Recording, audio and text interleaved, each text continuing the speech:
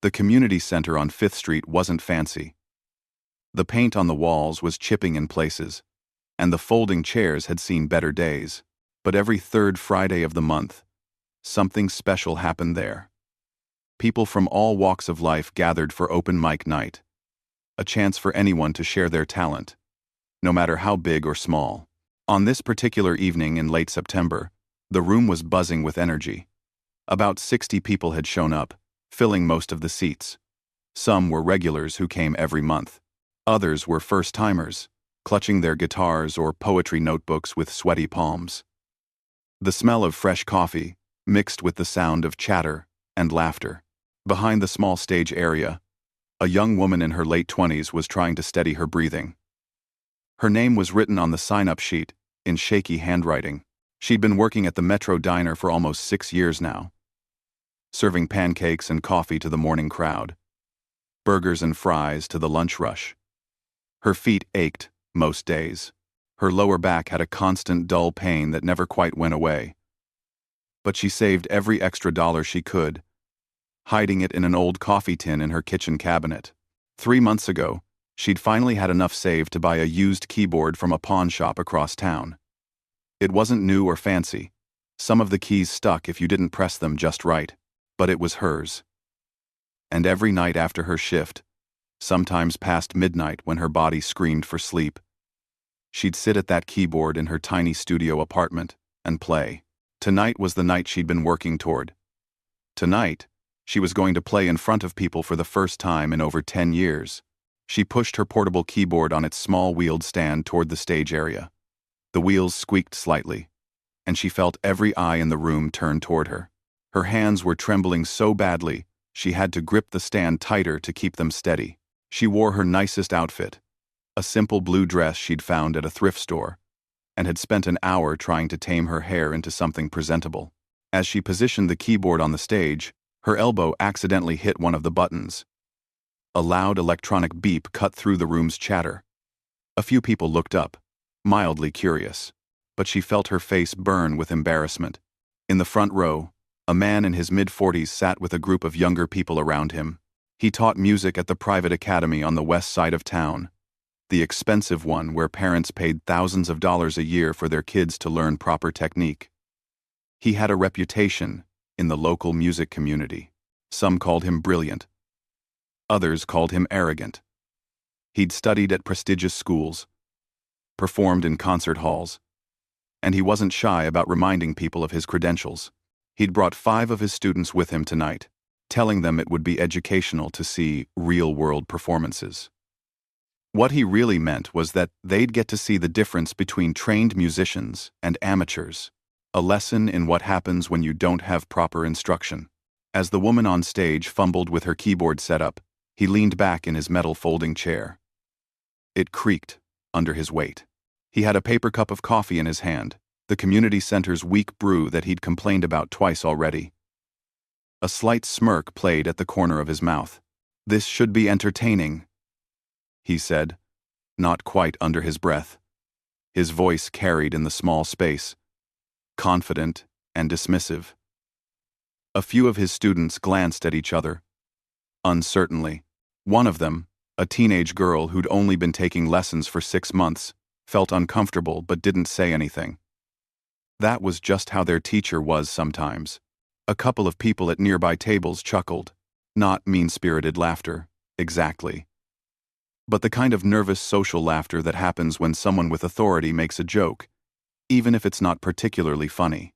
The woman on stage heard it. Of course she heard it. Her shoulders tensed up near her ears. For a moment, she froze completely, her hands hovering over the keys without touching them. The room seemed enormous suddenly.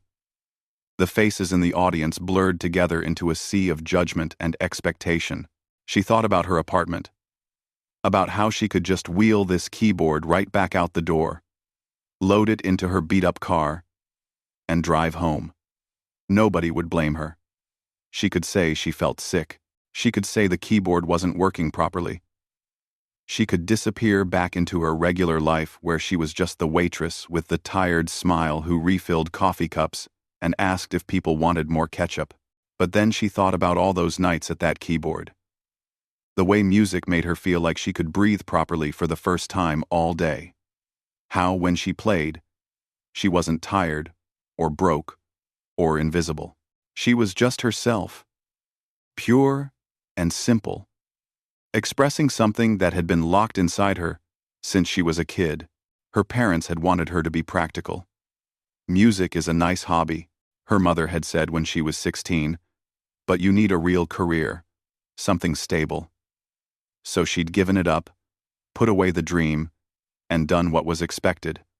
Got a job, paid bills, survived.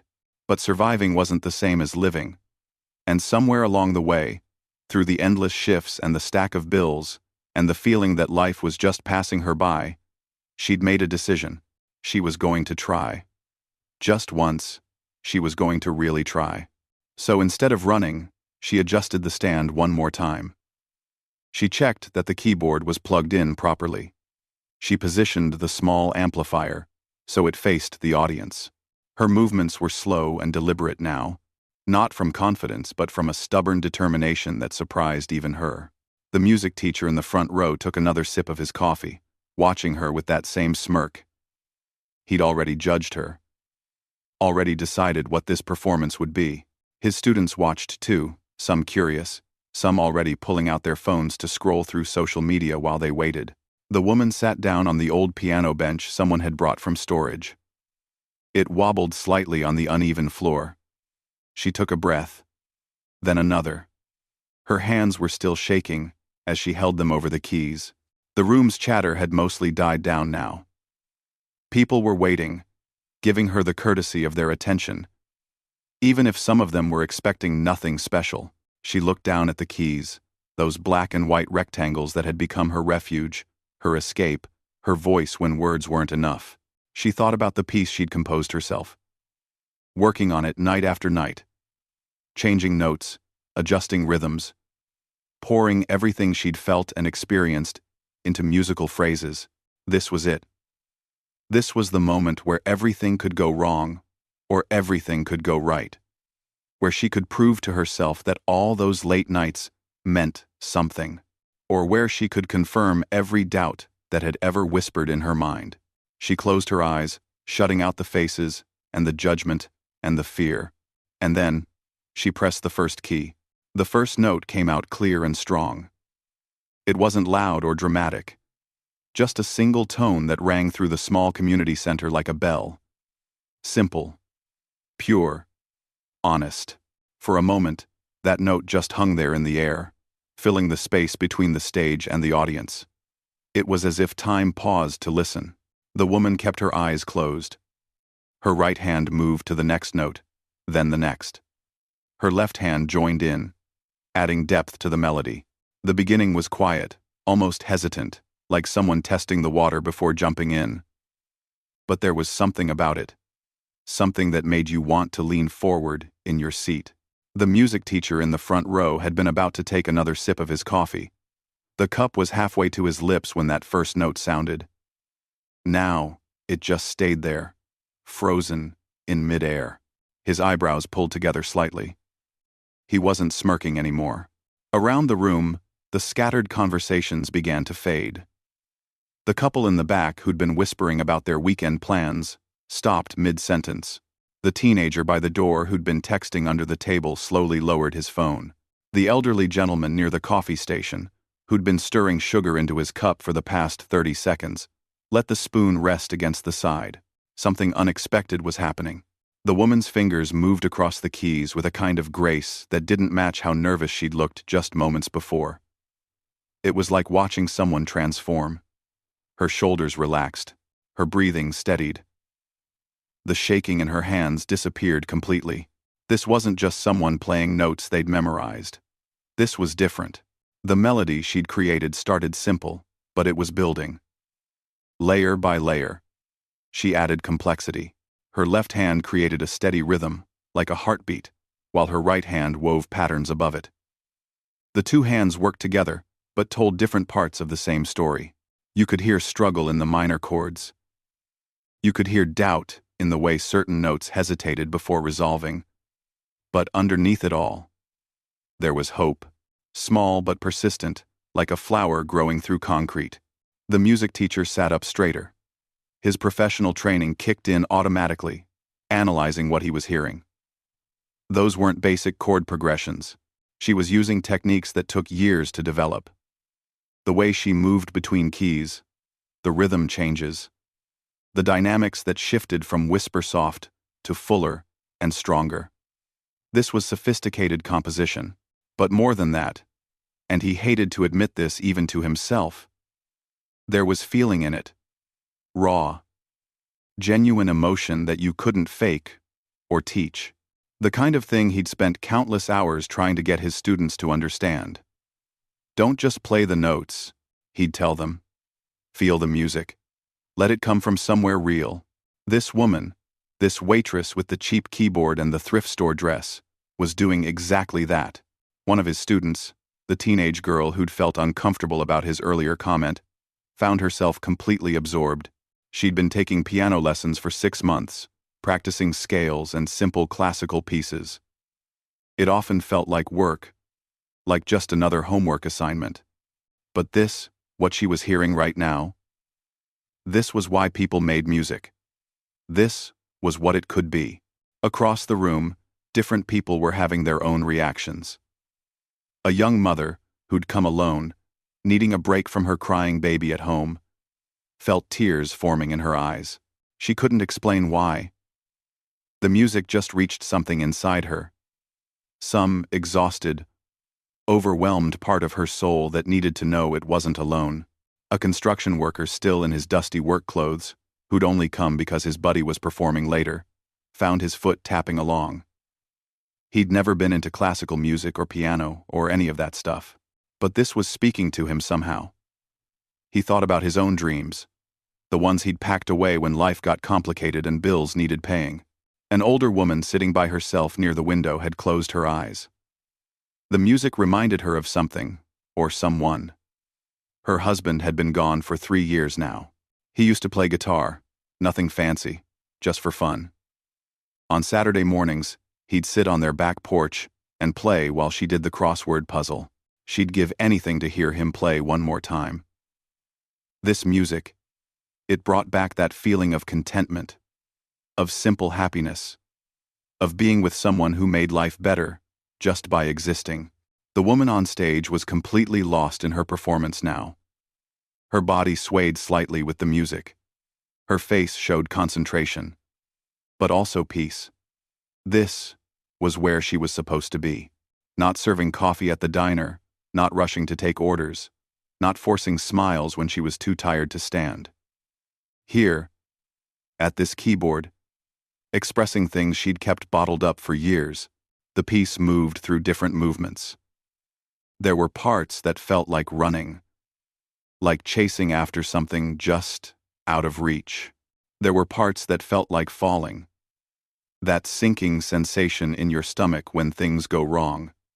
And there were parts that felt like climbing, hard and exhausting but moving upward towards something better. She'd written this piece over 3 months, working on it bit by bit. Some sections came easily, pouring out of her in a single night. Other parts took weeks of adjusting, of trying different notes until she found the right ones. She'd never written music before, not like this, but she'd let her feelings guide her fingers, let her experiences shape the sounds. This was her story, translated into melody and rhythm and harmony. By the 3rd minute of her performance, nobody in that room was doing anything else. Phones were face down on tables. Conversations were forgotten. Even the staff behind the coffee counter had stopped working to listen. The woman who ran the sign-up sheet stood with her clipboard pressed against her chest, barely breathing. The music teacher's coffee had gone cold in his hand. He set it down slowly on the table, not taking his eyes off the stage. His students sat in complete silence around him. No whispers, no fidgeting, no bored sighs. Just attention. Pure, focused attention. The melody climbed higher. The tempo increased slightly. The woman's fingers moved faster now, but not frantically. Every note was intentional, placed exactly where it needed to be. The music was building towards something, You could feel it coming like a wave, gathering strength far out in the ocean. Her left hand pounded out a powerful bass line, while her right hand danced across the higher keys. The contrast created tension, pulled at something deep in your chest. It was almost uncomfortable. That intensity. You wanted resolution, needed it, but she held back, letting the tension build higher and higher. Someone in the audience gasped. They didn't mean to. It just came out. The music swirled and climbed and pushed, and just when it seemed like it couldn't get any more intense, just when you thought something had to break, she did something unexpected. She dropped everything down to almost nothing. Just a few quiet notes. A simple melody, repeating. Soft and gentle, like a lullaby, like a heartbeat, like breathing. The contrast was shocking. From all that power and intensity to this delicate, vulnerable sound. It was like she'd torn open her chest and showed everyone her actual heart. Still beating, still hoping, still alive despite everything. The room had changed. It wasn't just quiet now. It was transformed into something else entirely, something almost sacred. That soft, repeating melody wrapped around everyone like a warm blanket on a cold night. The bartender who'd been pouring drinks stopped with a glass still tilted under the tap. He didn't notice the foam spilling over the edge onto his hand. His eyes were fixed on the stage, and for the first time in months, he wasn't thinking about his credit card debt, or his aging father in the nursing home, or the leak in his bathroom ceiling. He was just here, present, listening. Near the back wall, a college student who'd planned to stay for only 10 minutes was now gripping the edge of his table. He'd come because his roommate was performing later, and he'd figured he'd make a quick appearance and then head to a party across town. His Uber was supposed to arrive in 5 minutes. He'd already checked his phone 3 times. But now, he couldn't move. Leaving in the middle of this felt wrong, like walking out of a church service or interrupting a prayer. The woman on stage kept playing that gentle melody, but she was starting to add little variations. A note held longer here, a slight change in rhythm. There, it was like watching a flower bloom in slow motion, each small change revealing something new and beautiful. The elderly woman by the window had tears running down her cheeks now. She wasn't trying to hide them or wipe them away. She just let them fall. The music had unlocked something in her. Some door she'd kept closed since her husband died. She remembered their wedding day, 47 years ago. They'd been so young, and so sure of everything. She remembered their first apartment, tiny and drafty, where they danced in the kitchen to a radio that only picked up 2 stations. She remembered the way he'd look at her in the morning, like she was the best thing he'd ever seen. Even with messy hair and no makeup, the music didn't erase the grief. But it somehow made space for the love too. For the gratitude that she'd had those years with him, even if she wanted more. The melody seemed to be saying that it was okay to feel both things at once. Sadness and joy. Loss and appreciation. A teenager sitting with his mother shifted in his seat. He was 15, at that age where everything feels awkward and nothing seems to fit right. He'd been having a rough time lately. School felt pointless. His friends were all changing, getting into things he wasn't sure about. His parents kept asking if he was okay, but he didn't know how to explain that he just felt lost. Like everyone else had a map for life, and he'd somehow missed getting his copy. But this music, it made him feel less alone. It sounded like confusion and searching and not having answers, but also like that was okay.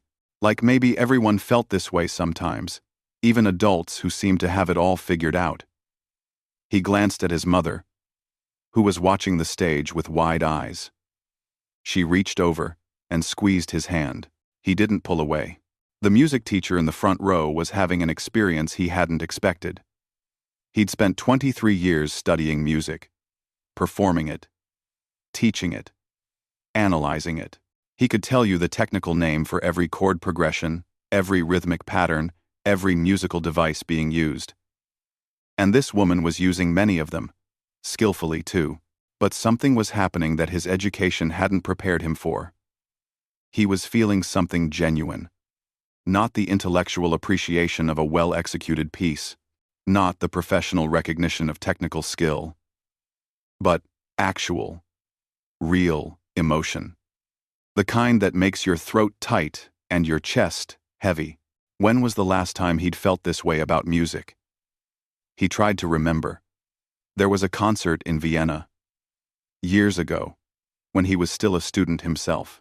He'd heard a cellist play Bach, and it had moved him so deeply he'd sat in his seat for 20 minutes after everyone else left, just processing it. That was what made him want to dedicate his life to music. Not the prestige or the knowledge, but that feeling, that connection to something bigger than himself. Somewhere along the way, he'd lost that. Teaching had become about technique and theory and preparing students for competitions. Performing had become about perfect execution and impressing other musicians. When had music stopped being about feeling and started being about achievement? He looked at the woman on stage. Really looked at her. She wasn't thinking about impressing anyone. She wasn't performing for a grade or a review or a prize. She was sharing something real. Something that mattered to her. And somehow, that made all the difference. One of his students, a 17-year-old boy who'd been playing piano since he was 5, felt his whole understanding of music shifting. He'd always been technically gifted. He could sight-read complex pieces and play them nearly perfectly on the first try. His teacher constantly praised his precision, his discipline, his potential, but he'd never made anyone feel the way this woman was making this room feel.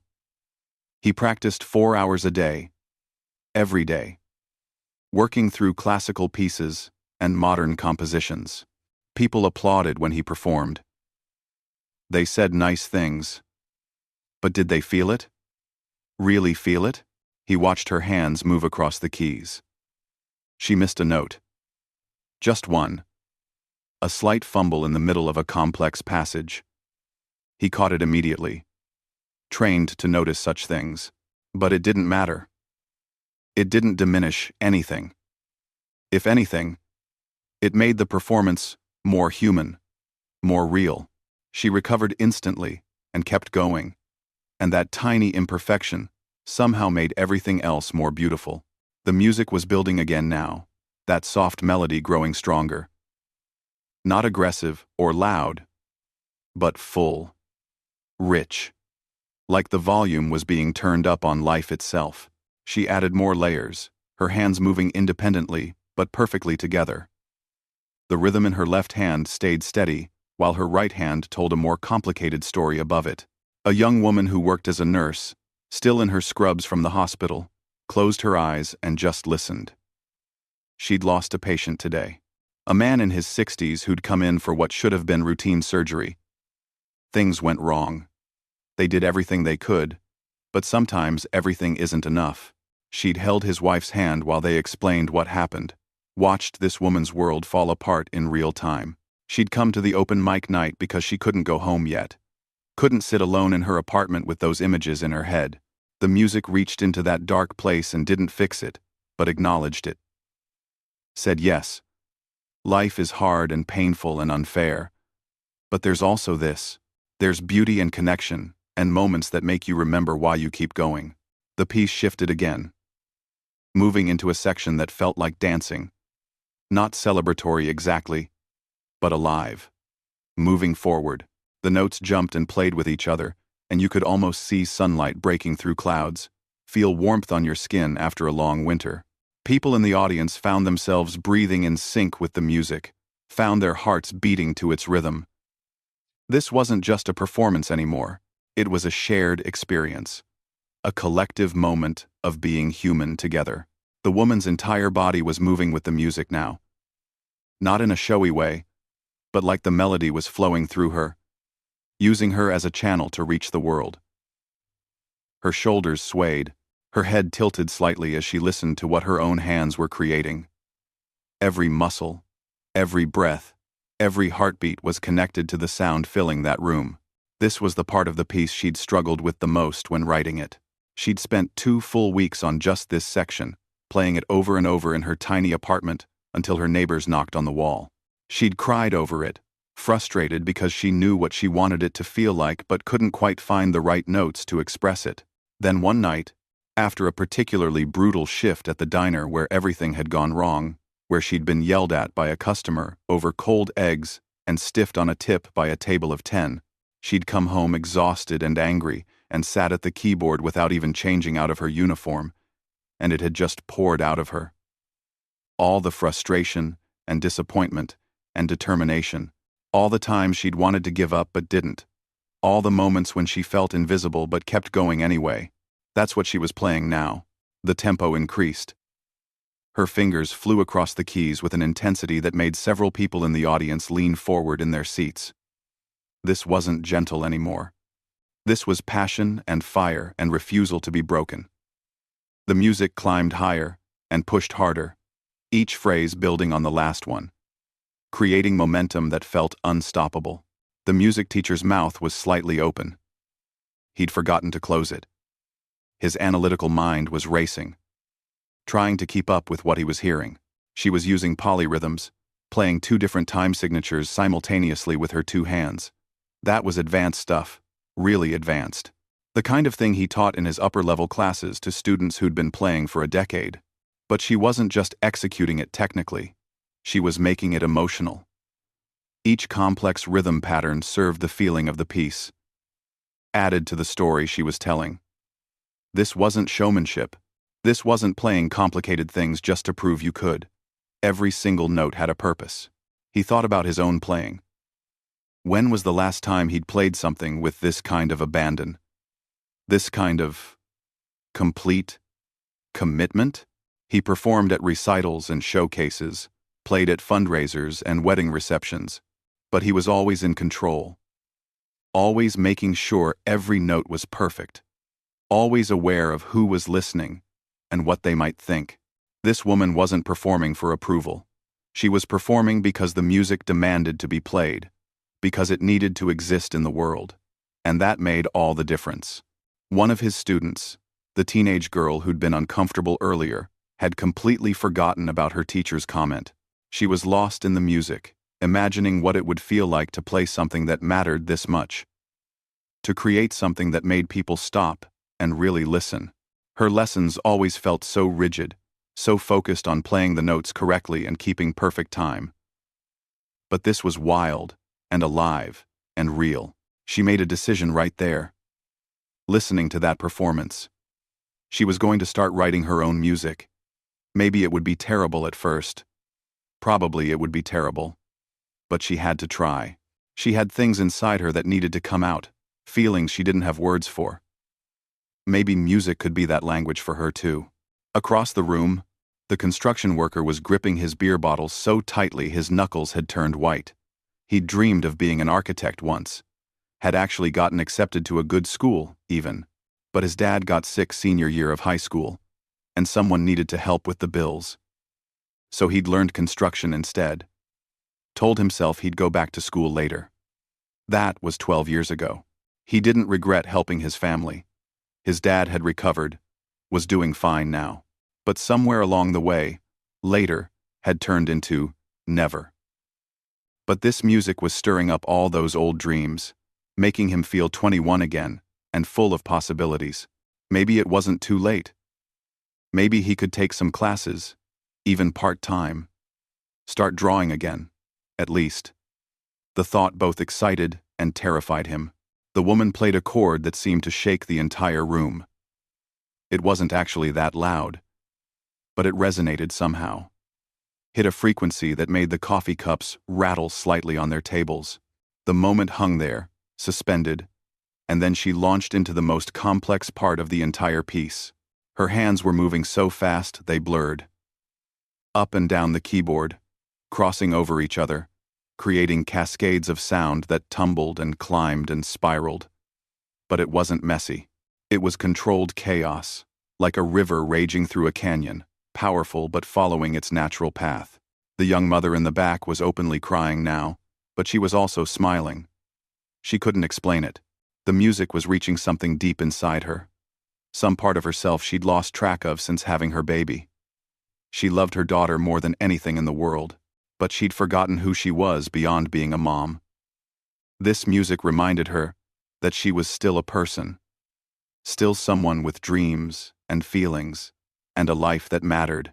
An older man sitting near the front, a retired postal worker who'd delivered mail for 37 years, found himself thinking about his route. He'd walked the same streets every day, rain or shine, hot or cold. Most people thought that sounded boring. And maybe it was, sometimes.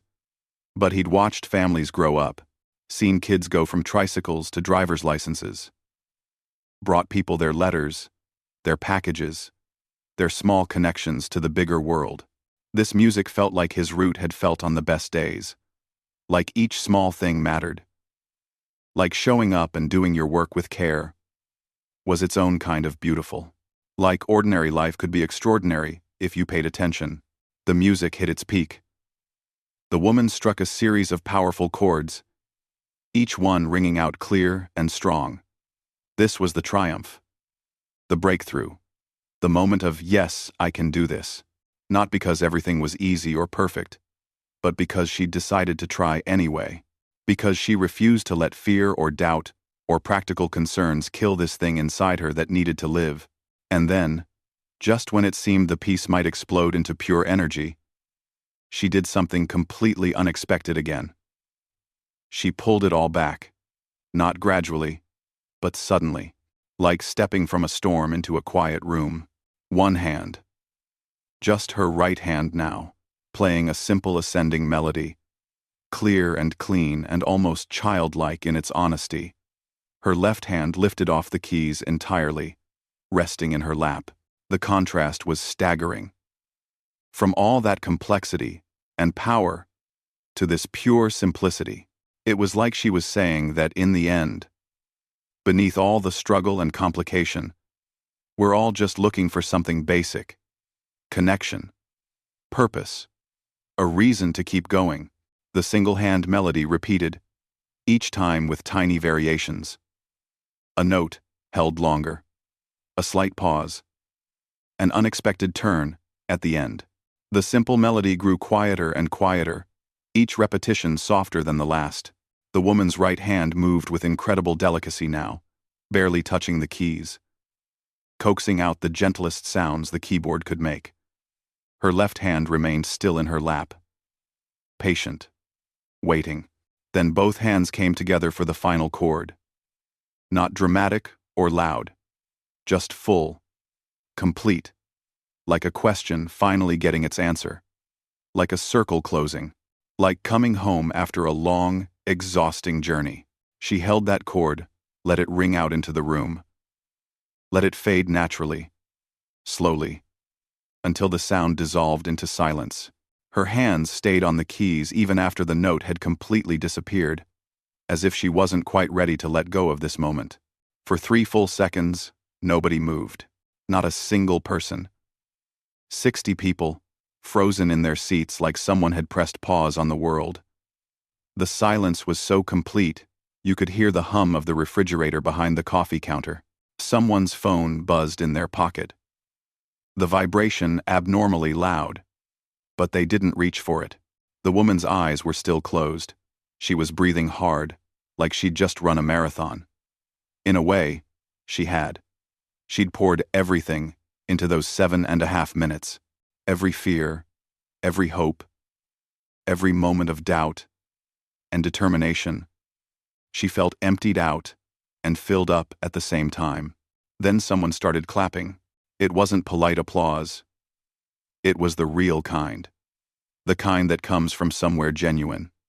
And then another person joined in. And another. Within seconds, the entire room erupted. People were on their feet. Some had already been standing without even realizing when they'd gotten up. The sound was thunderous, echoing off the walls of the small community center. Whistles and cheers mixed with the applause. The older woman by the window was clapping with tears still streaming down her face, not bothering to wipe them away. The young mother in the back was standing and clapping so hard her hands stung. The construction worker let out a whoop, the kind of sound he usually reserved for football games. The teenage girl, The music teacher's student was clapping and laughing at the same time. Feeling lighter than she had in months, the woman on stage finally opened her eyes. She looked stunned, like she was waking up from a dream, and wasn't quite sure where she was. She blinked several times, taking in the sea of standing people, the bright faces, the genuine joy and appreciation radiating from the crowd. Her hand went to her mouth.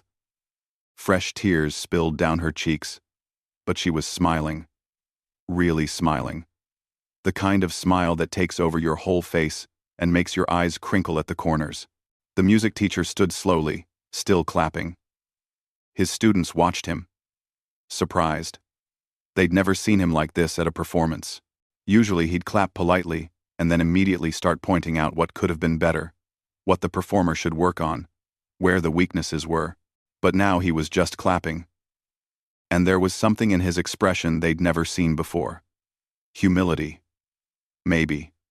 Or recognition. Or respect. The applause continued for a full minute. The woman stood from the piano bench, shaky on her feet. She put one hand on the keyboard stand to steady herself.